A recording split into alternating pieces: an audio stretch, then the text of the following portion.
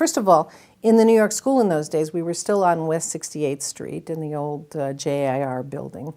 The only female toilets were on the floor where the secretaries were. There were no women's washrooms on the classroom floor or in the library floor or anything like that, so that there were 2 stalls for women in the entire building, which was quite interesting the year that I was pregnant. That was a lot of fun.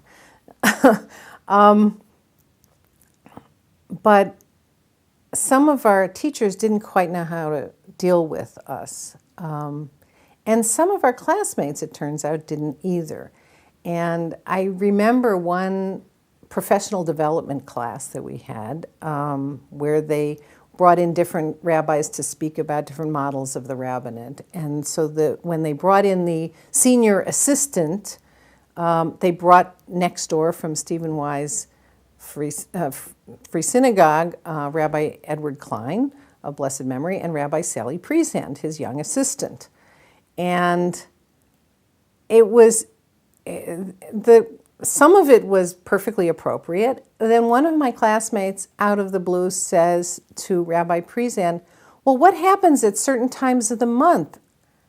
Can you, function as a rabbi?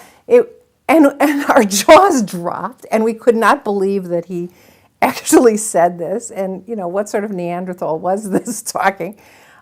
He's a really sweet and well-meaning guy, and it turns out that his experience, that his wife and evidently his mother were completely incapacitated when they had their periods or something. So he thought all women were like that, but we were just shocked. And we somehow recovered from that, and the conversation continued. But someone pointed out at some point that everyone was directing questions to Rabbi Klein or to Sally.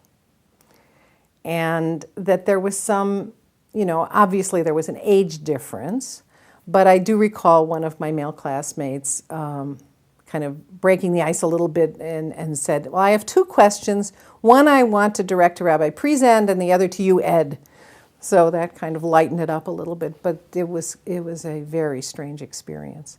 I think that because we were smart and serious, our professors took us seriously. And I don't remember any discrimination by the college in any way. And they weren't quite ready for us, but I think they appreciated us.